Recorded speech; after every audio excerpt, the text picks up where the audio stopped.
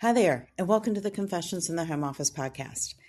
This is a podcast for business owners, executives, and really anyone who knows marketing matters but doesn't have the time, energy, or desire to do it themselves.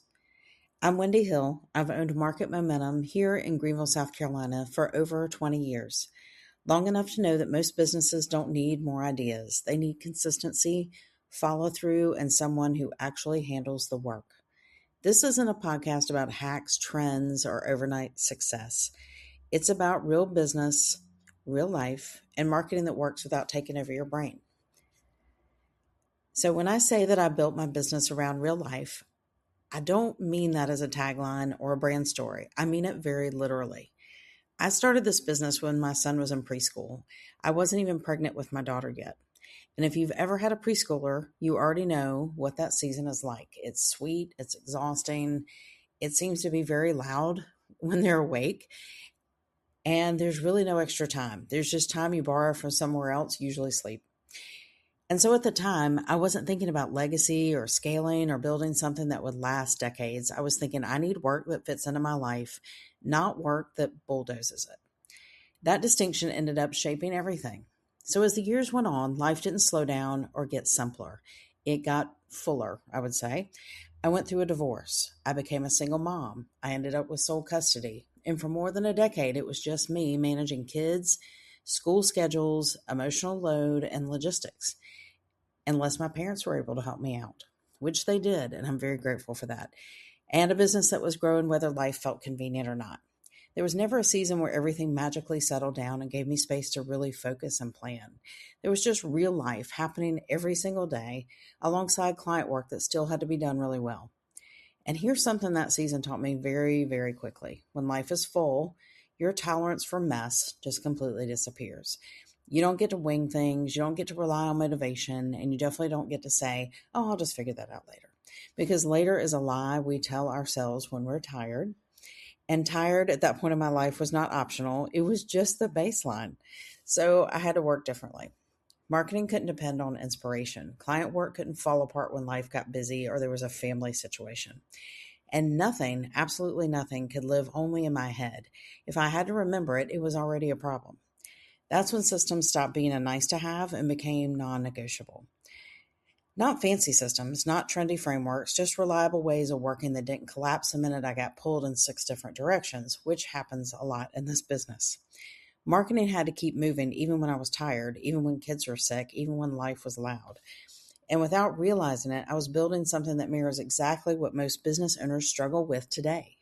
Because here's what I see over and over again now. Most business owners are not bad at marketing. They're just overloaded. They're making decisions all day long. They're managing people, money, operations, growth, a lot of risk.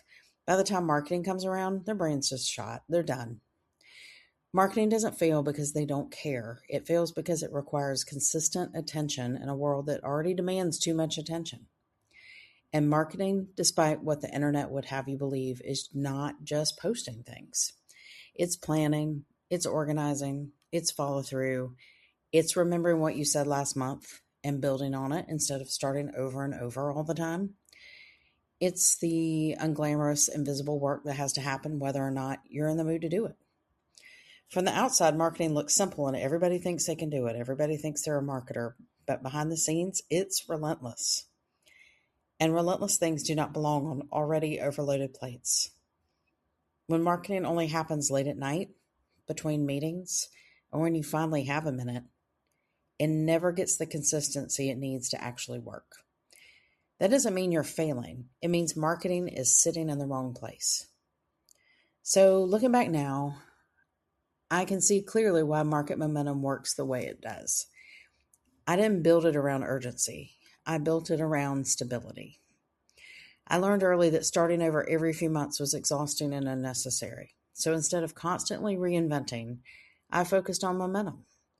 Small, steady movement that didn't depend on mood or energy. I learned that responsiveness doesn't mean reacting to everything instantly. It means being reliable. It means being reachable. It means being consistent. It means letting clients know they're not carrying this alone. And I learned that the best marketing sometimes feels boring. which honestly is a compliment because boring marketing usually means someone competent is handling it.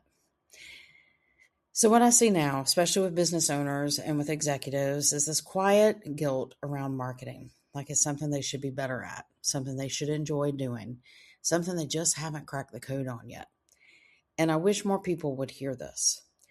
Not wanting to do your own marketing does not mean you do not care about your business. It means you're running it.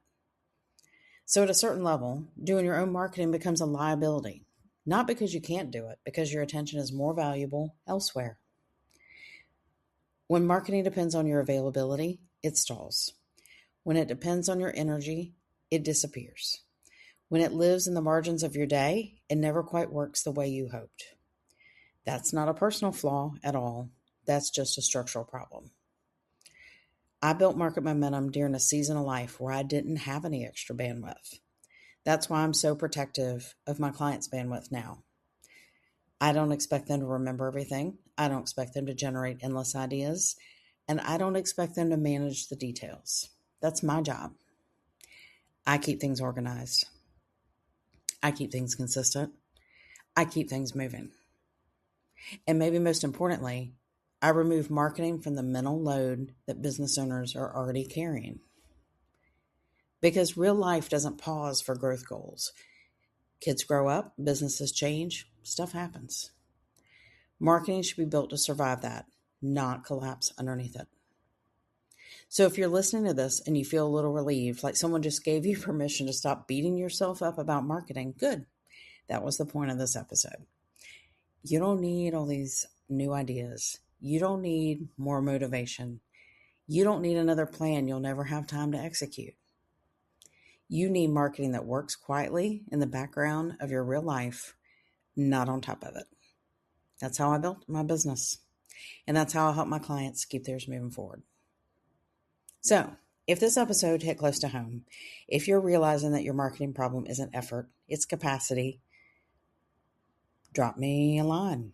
Send me an email. Do something. You can email me directly at wendy@marketmomentum.biz. It's WENDI at marketmomentum.biz.